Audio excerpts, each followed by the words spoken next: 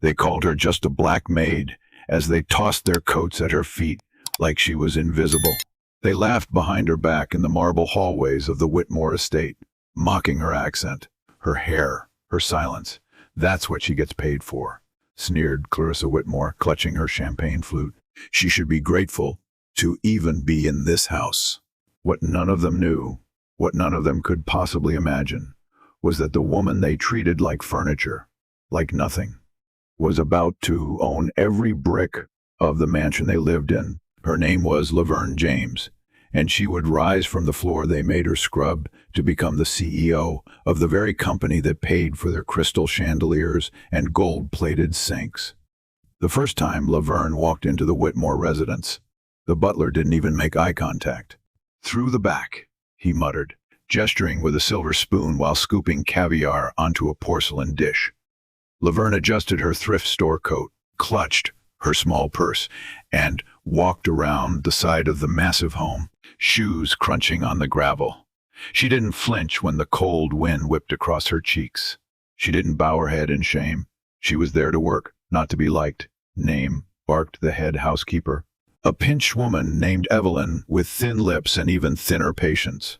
"Laverne James, ma'am." Evelyn sniffed. "Room 3A. Start with the second floor bathrooms. Don't get in the family's way. And no eye contact." "Understood." "Yes, ma'am." For the next 6 months, Laverne cleaned every inch of that house. She polished antique vases that cost more than her entire year's salary. She listened quietly while Clarissa called her the help, and her husband, Reginald Whitmore, laughed as though poverty was a punchline. Their teenage son, Chase, would leave trash on the floor deliberately, smirking as he watched her pick it up. "Hey," Chase said one afternoon, flipping a quarter onto the freshly mopped marble. "Thought you might want a raise." Laverne picked up the coin slowly, her expression unreadable. "Thank you, sir," he laughed, elbowing his friend. "See, she's grateful. You people always are." She walked away without a word, but inside, something burned. Not hatred, not anger, conviction. Late at night, after finishing her shifts, Laverne would go home to her tiny apartment, kick off her shoes, and open her textbooks. She was studying finance. What the Whitmores didn't know was that she already had a business degree from Spelman College. But a string of family tragedies, her mother's illness, her younger brother's accident, had forced her to take on multiple jobs to survive. The maid job was temporary, a stepping stone. She applied for an internal assistant job at Whitmore Enterprises a few months later. On her lunch break, still wearing her uniform, she dropped off the application at the HR office downtown. The receptionist raised an eyebrow. "You're a maid." "Not for long," Laverne replied with a smile. 3 weeks later, she got a call. The position had been filled, but the next day, something strange happened. The Whitmore patriarch, Reginald, received a phone call from the CEO of Bancroft Investments, a man who happened to know Laverne's late father, a respected attorney. "You have someone named Laverne James working in your house?" the CEO asked. Reginald chuckled. "Probably one of the maids." "Why?" "She's sharp. I saw her resume. You should take a second look." That week, Laverne was offered a job not in housekeeping, but in the research department at Whitmore Enterprises. Clarissa was furious. "She's what? Working here now?" "In the building," she shrieked at her husband. "It's just a diversity thing," Reginald grumbled. "HR said it looked good on paper." Laverne walked into that office in a navy blue suit she bought at Goodwill, head held high. She shook hands with every single executive in the room. Most of them looked surprised to see her. Some didn't remember her at all, but one man did. "David Marks, the CFO. You used to clean my kid's room," he muttered. "Yes," Laverne replied, "and now I'm cleaning up your balance sheets." It didn't take long for Laverne to prove herself. She found a $1 million discrepancy in a budget report within her first month. By month 3, she'd spearheaded a cost-saving initiative that earned the company over $5 million. The board took notice. "Who is this Laverne?" whispered one director. "Sharp as a blade," said another.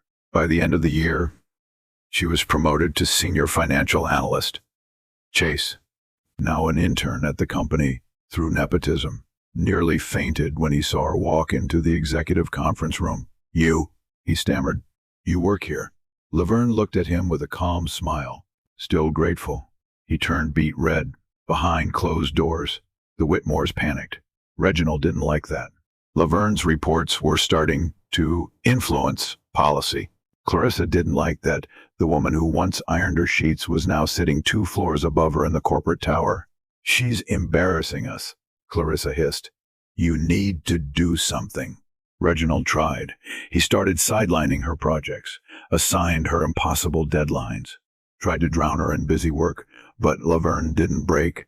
She stayed later, worked harder, and most importantly, she paid attention. She started seeing cracks in the empire. Secret accounts, unreported bonuses, whispers of fraud. One night, long after everyone else had gone home, Laverne sat at her desk staring at a spreadsheet. Her phone rang. You don't know what you're getting into, said a gravelly voice. I know exactly what I'm doing, she replied. She compiled everything, every forged signature, every illegal payment, every bribe. Then she walked into the board meeting with a binder. I have something to show you, she said, laying it on the table. The room went silent. Reginald turned pale. This is outrageous, he barked. You're accusing me. I'm presenting facts, Laverne said coolly. What the board chooses to do with them is up to you. Within a month, Reginald Whitmore was removed as CEO. Multiple executives were forced to resign. And in a historic vote unanimous, Laverne James was named interim CEO. The news went viral. From maid to mogul, Laverne James breaks the ceiling. The day she walked back into the Whitmore estate, not as staff, but as the owner, it was poetic. Clarissa opened the door in a silk robe, eyes wide. What are you doing here? Laverne smiled. Just came to pick up the keys. You can't be serious. Oh, I am. The estate was part of Reginald's severance package, which I now control. Clarissa dropped her wine glass. From behind her, Chase peeked out, stunned. Wait, this is yours now. Yes, Laverne said, stepping inside. And I'd appreciate if you didn't leave trash on the floor anymore. Every painting, every chandelier, every marble tile hers. As she stood in the grand foyer, the same butler who once refused to look at her approached timidly. Miss James, would you like me to prepare the main suite? She nodded. Yes. And from now on, it's Laverne. That night, she sat on the balcony overlooking the estate. Her phone buzzed with congratulations from CEOs, activists, and even the mayor. But it wasn't the praise that filled her with pride. It was the memory of her mother's hands, calloused, tired, telling her, Baby, don't ever let them make you feel small. She hadn't. She'd risen from the floor to the throne. And this was only the beginning. That night, as the sun dipped below the hills surrounding the Whitmore estate, the sky blazed orange and violet like the triumph burning in Laverne's chest. She stood at the same window she used to polish every morning, the same one Clarissa once barked at her for missing a smudge on. Now, she touched the cold glass gently, not with frustration or resentment, but with gratitude. It was poetic justice. Yes, but it was more than that. It was legacy. Downstairs, Clarissa was frantically packing bags.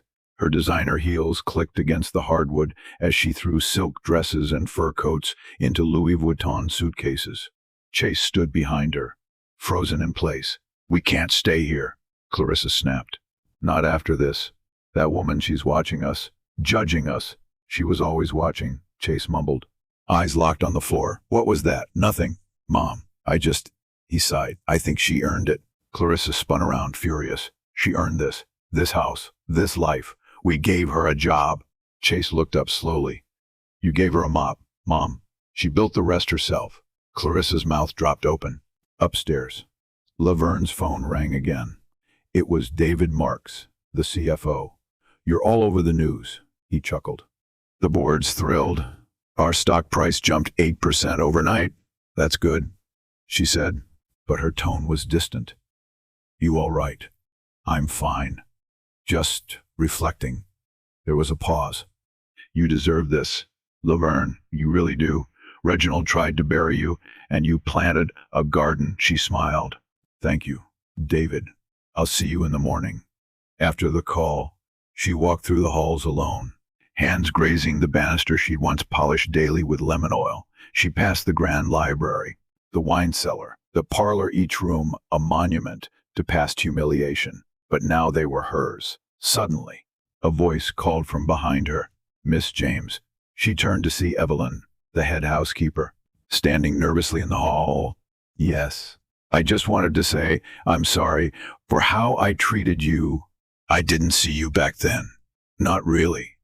Laverne looked at the woman's wrinkled face, the deep creases of age and years of sternness.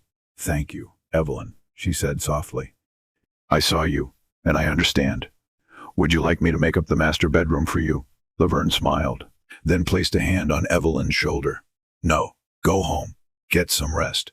Tomorrow, we talk about what's next, for everyone. Evelyn's eyes shimmered. Yes, ma'am. By the next morning, the Whitmores were gone. Laverne walked into Whitmore Enterprises, now renamed James Global Holdings, and all eyes were on her. Some whispered. Some stared in awe. A few, those who once mocked or dismissed her, could barely make eye contact. She headed straight to the executive floor. Her assistant, a bright-eyed woman named Kayla, greeted her. Morning, Miss James. Press conference is at 10. Board wants to go over final talking points. Laverne nodded. Thank you. And Kayla. Yes. You're getting a raise. Effective immediately. Kayla gasped. Wait, what? You've been keeping this place together. You deserve to be seen. Kayla blinked, hard fighting tears. Thank you, Miss James. I won't let you down, I know. Inside the boardroom, the directors sat in suits more expensive than some cars, but they were silent when Laverne walked in, save for one, a tall woman with salt and pepper curls and a confident smile. Miss James, she said, rising. It's a privilege. I'm Lenora Graves from the NAACP Advisory Board. We've been following your progress. Laverne shook her hand firmly. Thank you. I hope this is just the beginning. It is, Lenora said. You're not just running a company anymore. You're making history. Laverne exhaled deeply. Then, let's get to work.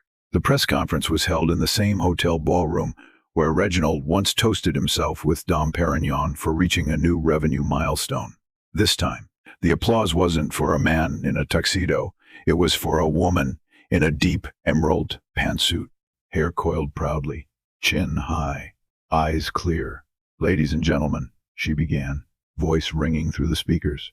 My name is Laverne James. Some of you may know me as the woman who uncovered a fraud. Some of you may know me as the Maid who became CEO. But I'm here today not to talk about the past, but about a future where no one is overlooked, underestimated, or undervalued because of the way they look, the accent they speak with, or the floor they start on. The crowd erupted into applause. Cameras flashed. Reporters stood with hands raised. Yes, you, Laverne said, pointing to a woman in the front row, Maria Gonzalez, Channel 9 News. Miss James, what do you say to those who called you just a maid? Laverne paused, a slow smile spreading across her face. I say thank you, because in dismissing me, they revealed exactly what kind of leaders they were and what kind of leader I needed to become. That line went viral. Over the next few months, Laverne reshaped the company from the inside out.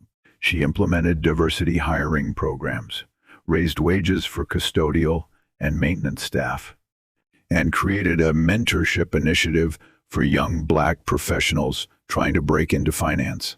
One day, while visiting the downtown youth center to speak with scholarship applicants, she heard a familiar voice. Miss James. She turned to see a boy, maybe 16, staring up at her, nervously. Yes, my mom used to work with you, at the estate. She said you always told her to dream bigger. What's your name? Marcus. Well, Marcus, you ready to dream? He nodded slowly. Yeah, I want to be like you. She crouched beside him. Don't be like me. Be better, he grinned. Okay. As the years passed, her name became synonymous with integrity, with grit, with transformation. She wrote a memoir, From Mop to Millions, that spent 31 weeks on the New York Times bestseller list. Netflix optioned the rights. Viola Davis signed on to play her. But for all the fame, for all the wealth, Laverne never left behind the people she once stood beside. She built housing initiatives, funded college scholarships, and once a month, she still hosted dinners at the Whitmore estate, now the James House, where the guest list included maids, janitors, and security guards. One evening, at one of those dinners, she stood and raised a glass. To the people who keep the world turning while no one is watching. I see you, I was you, and I'll never forget. They toasted. Across town, Clarissa sat in a modest two-bedroom condo, watching the speech on TV with a hollow expression. Chase, now working for a non-profit, sipped his water silently beside her. She's incredible, he said quietly.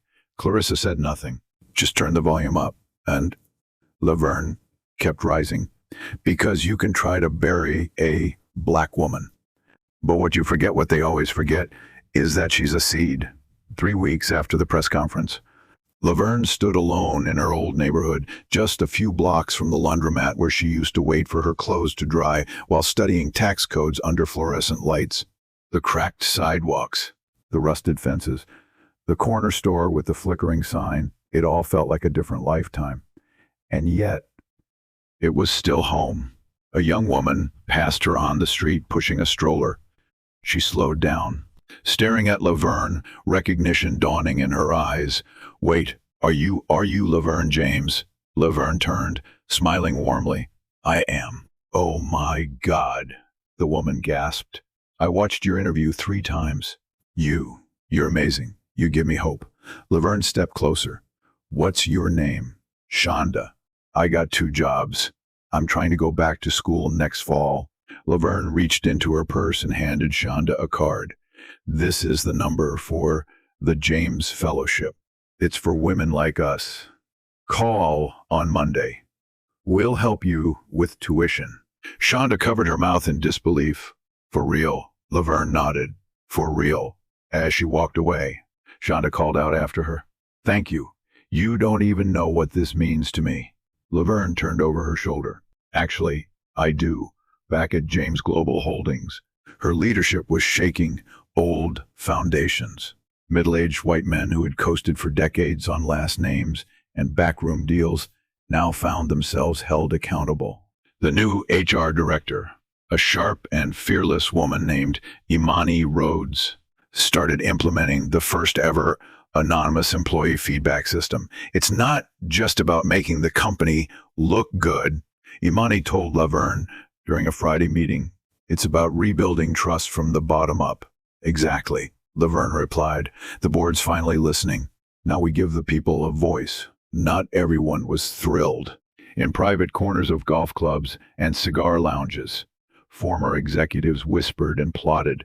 A handful of ousted board members, including Reginald Whitmore's former deputy, Raymond Connors, began stirring dissent. She's destroying tradition, one muttered. She's turning a Fortune 500 into a charity. Another growled, but none of it mattered, because the numbers didn't lie. Under Laverne's leadership, profits soared, employee satisfaction hit record highs, retention rates stabilized. Even skeptical investors began lining up for a seat at her table. Then a storm hit. It started with a headline: new CEOs. Past called into question by former employer Reginald had gone to the press. In a bitter, scathing interview, he painted Laverne as an opportunist who exploited sympathy and used race to manipulate her way into power. The article quoted him saying, "She was just a maid. That's what she was hired to be. And that's all she ever should have been." Within hours, Laverne's team called an emergency meeting. "We need to respond," Kayla said, eyes blazing. "We can't let him shape the narrative." "No," Laverne said calmly, placing her hands on the table. "We're not going to fight him on his level. We rise above." "But what if it sticks?" Imani asked. What if they believe him? They might. Laverne admitted, but I've always been honest about my past. I'm proud of it. Let him say I was a maid. Let the world remember that a black maid outsmarted, outworked, and outlasted a billionaire. Her words were firm, unshakable. That night, she posted a video on her social media, no script, no studio, just her in her office, speaking to the camera. I was a maid, and now I'm a CEO. That journey doesn't make me weak. It makes me unstoppable. I won't apologize for where I started. I'll honor it every single day. The video was shared over 2 million times in 24 hours. Even celebrities began tweeting about her. Ava DuVernay. This is what power looks like. Michelle Obama. Laverne James reminds us what perseverance can build. Reginald tried to double down. He appeared on a conservative news show, red-faced and bitter, throwing around words like woke takeover and reverse discrimination. But public sympathy had shifted. America had seen enough arrogant men. Laverne wasn't a token. She was the truth. Meanwhile, Clarissa had taken to wine and bitterness, sitting alone in her dimly lit condo. She watched every headline unfold with growing horror. She was supposed to be beneath us, she muttered. She cleaned my damn floors. Chase visited once a week, now working full-time for a youth justice initiative funded by Laverne herself. He no longer defended his parents. Mom, he said during one dinner, you're going to have to let this go. She humiliated us. No, Mom, Chase said quietly. You did that to yourself. She didn't speak for the rest of the night. By year 2, Laverne had restructured the company into 5 new departments, each led by women and men of color, many from underprivileged backgrounds. Her CFO, a former single mom from Detroit, her head of product, a Syrian refugee who taught himself code in a war camp, her legal team, led by the same black teen once mocked by a judge, now a Harvard Law graduate. They weren't hired for sympathy. They were hired because they were the best. One Friday afternoon, as Laverne walked past the glass offices, she paused at the reception desk. A young intern stood nervously with a folder. Can I help you? She asked. Yes, I'm Isaiah. First week. I was hoping to leave this proposal for Miss James. Laverne reached for the folder. You just did. He blinked. You're, oh my God, I didn't know. She laughed gently. Relax. Come walk with me. They walked through the office, her heels clicking softly, his sneakers scuffing the carpet. You know, she said, when I started, no one listened to me. I can't imagine that, he whispered. You don't have to. That's the point. You don't have to be me, but you do need to believe in yourself when no one else does. I will, he said, swallowing hard. I believe you. By the time her 3rd year as CEO began, Laverne had launched a philanthropic foundation aimed at transforming corporate hiring practices across the country. She was invited to speak at the United Nations. Her speeches were studied in universities. One professor called her the Rosa Parks of the boardroom. But to Laverne, the most meaningful moment came in a small church in Atlanta. She stood at the pulpit, surrounded by kids in mismatched suits and hand-me-down dresses, and she looked into their wide eyes. You are not invisible, she said. You are not broken. You are not too poor, too loud, too dark, too anything. You are enough. And if no one tells you that you come find me, I'll remind you. Afterward, an elderly woman approached her. You remind me of your mama, she said, her voice trembling. That woman never backed down. Laverne closed her eyes, the emotion crashing through her chest like a wave. Thank you, she whispered. That means everything. As she drove home that night, home to the estate, once filled with cruel laughter and cold marble, she pulled into the long driveway and stopped the car. She stared at the house for a long moment. Not with vengeance, not with pride, but with peace. She had arrived, and still she was just getting started. Her estate, was quiet that night. Only the wind rustling through the hedges and the soft chime of the garden fountain could be heard. Laverne walked barefoot through the main hallway, a mug of tea in her hand. She passed portraits of the former Whitmore lineage that still hung along the staircase grim, gray-eyed men and women staring out as if judging her. She paused beneath the largest one, Reginald's oil painting. The plaque beneath it read, Reginald Whitmore, Visionary Leader, 1994-2022. Laverne chuckled softly. Time to redecorate. The next morning, movers arrived. The Whitmore portraits were replaced with canvases by local black artists, selected by Laverne herself. In place of Reginald's scowling face, she hung a vivid, bold painting of a black woman with her fist raised in a sea of fire-colored sunflowers. Below it, in hand-painted script, read, "We rise because they tried to bury us. The public loved it." The media exploded with praise, but not everyone was smiling.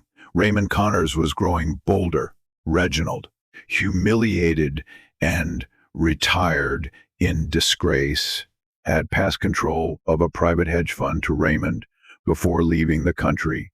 Rumors swirled that he was in Monaco, drinking away what remained of his fortune.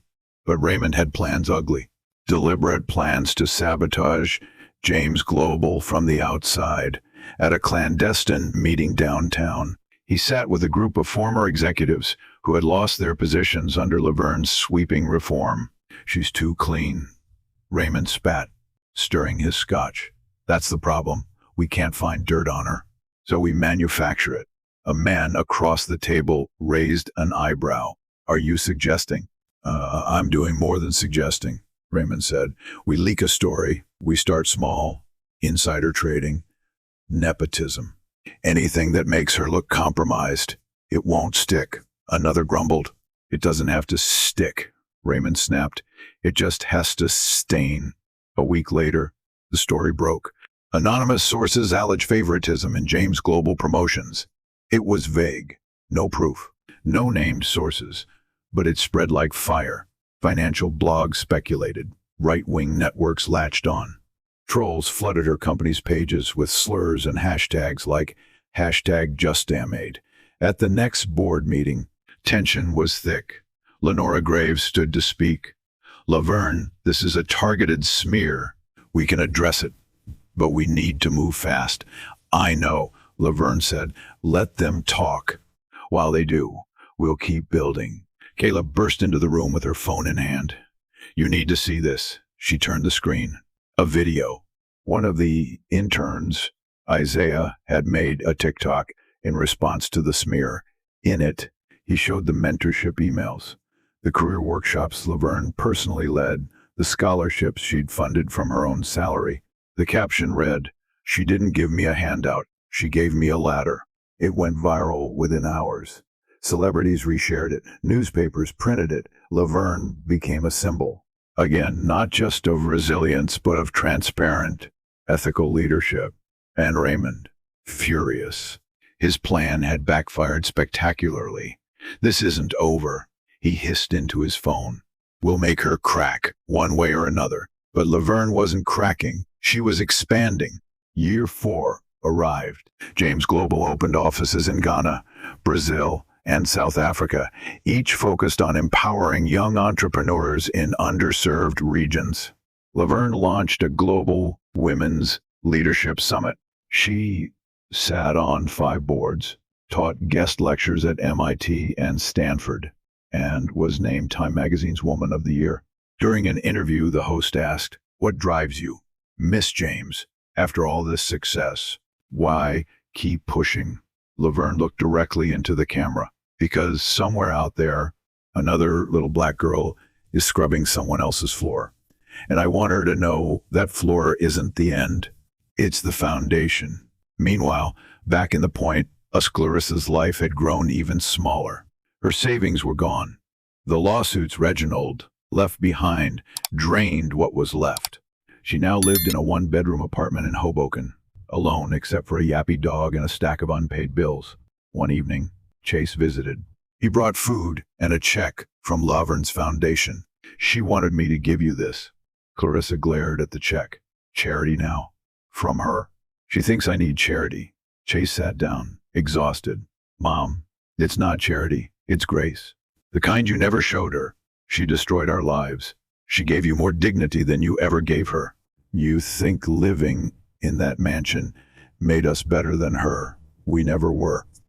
Clarissa looked at the check again, her hands trembling. She didn't tear it up, but she didn't say thank you either. In the 5th year of Laverne's tenure, something happened that would define her legacy forever. She was invited to speak at the World Economic Forum in Switzerland. Her flight was booked, her speech prepared. But the night before her departure, she received a call. Her former housekeeper, Maria, one of the few women who'd ever been kind to her in the Whitmore days, had passed away from a sudden stroke. She left behind 2 teenage granddaughters. Laverne canceled her flight. Instead, she showed up at Maria's funeral, quietly sitting in the back row in a black coat and dark sunglasses. After the service, she approached the 2 girls. "I loved your grandmother," she said, "and if you'll let me, I want to help you both get wherever you want to go in this life." They cried. She held them. She didn't need a stage in Switzerland. She didn't need applause from billionaires. She had something better. She had impact. In the years that followed, Laverne stepped into a new phase, not just as a CEO, but as a movement. She started an incubator program for formerly incarcerated women. She bought a university building and renamed it after her mother. She co-authored legislation to protect whistleblowers in corporate spaces, and she kept showing up in community centers, in town halls, in the lives of people who still felt invisible. And one crisp spring morning, standing beneath a banner that read James Global Leadership Academy Grand Opening, she looked out at a sea of young faces, all filled with hope. "Some of them will mock you," she said. "They'll say you don't belong, that you're too loud, too angry, too black. Let them talk. You keep building." The crowd stood to its feet. Applause thundered, and far in the back, unnoticed by most, Clarissa stood alone. She wore dark sunglasses and a beige scarf, trying not to be seen. But Laverne saw her. Their eyes met. Clarissa's lips parted, maybe to say sorry, maybe to say thank you. But no words came. Laverne nodded once, gently. Then she turned to the crowd and raised her voice once more. "We rise because we refuse to stay low. We lead because we know what it's like to be unheard. And we keep going, not just for ourselves, but for everyone who was ever told they were just something, just a maid, just a janitor, just a black woman. You are not just anything. You are everything. You are the future." The world didn't just listen. It followed her. And Laverne, she kept walking, head high, shoulders square. No mop in her hands, but power in her every step. 6 years into her leadership, Laverne sat in her corner office on the 85th floor, the skyline stretching endlessly beyond her window. She had just returned from a keynote in Johannesburg and a town hall in Baltimore, and now she sat in silence, hands folded, staring at the framed photograph on her desk, a worn, sun-faded image of her mother standing in front of their old apartment building, smile wide, arms around a young Laverne. "You were right," she whispered. "They don't get to tell me who I am."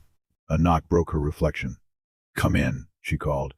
It was Kayla, now her chief of staff, looking both proud and shaken.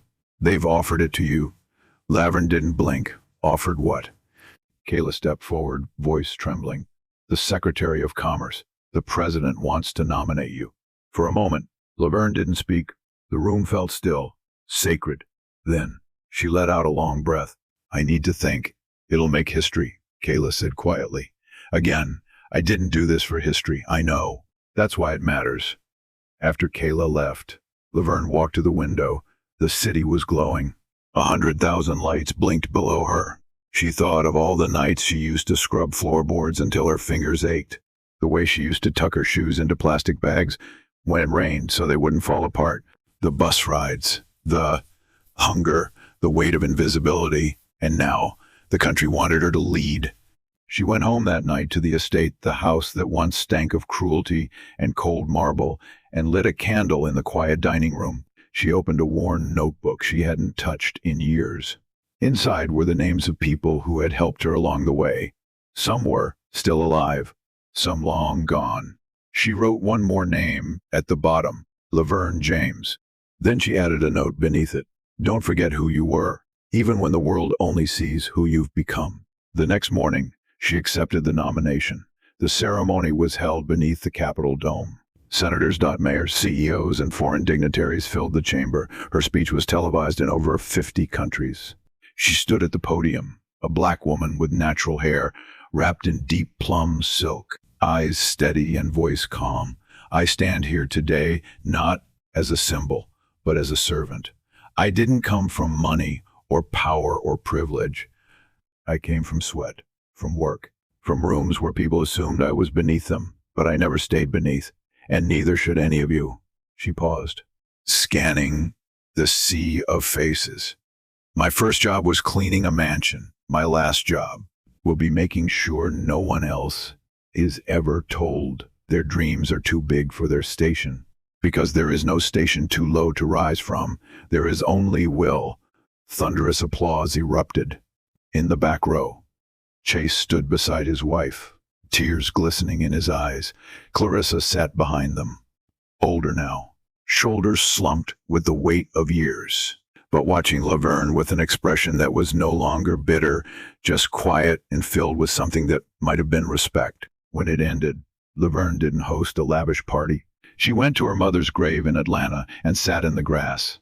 They said I was just a maid, she whispered, placing flowers at the headstone. But you knew, you always knew. A breeze moved through the trees. Birds chirped softly. That night, she received a letter, handwritten. No return address. Inside it read, Miss James, you don't know me. I'm a lawyer now. But when I was 16, I watched you walk out of that house they said you'd never own. I watched you hold your head up when others would have broken. I was sitting on the bus behind you once. You didn't see me, but I saw you reading about investments while the rest of us scrolled on our phones. I want you to know that because of you, I applied to law school. Because of you, I graduated. Because of you, I teach now young girls like us. You weren't just a maid. You were a lighthouse.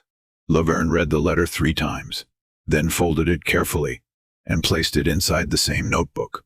Years passed, and as the decades unfolded, Laverne continued to lead with grace, brilliance, and unshakable purpose. She retired at 70, surrounded by a generation she helped rise.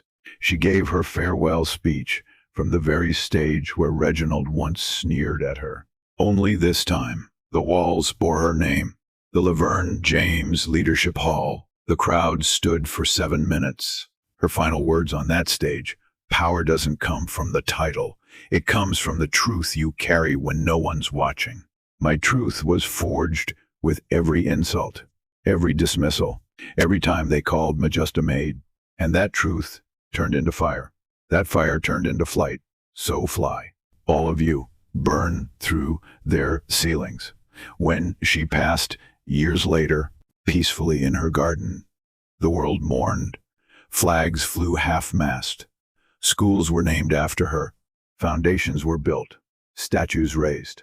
But the greatest tribute came from a little girl in Southside Chicago, standing on stage at a school talent show, gripping a microphone with trembling hands. She wore a simple shirt that read, I am Laverne, and when someone in the audience shouted, You think you're a CEO or something? She smiled and said, Not yet. And the world knew Laverne James was never just a maid. She was a force, a name, a revolution, and the beginning of everything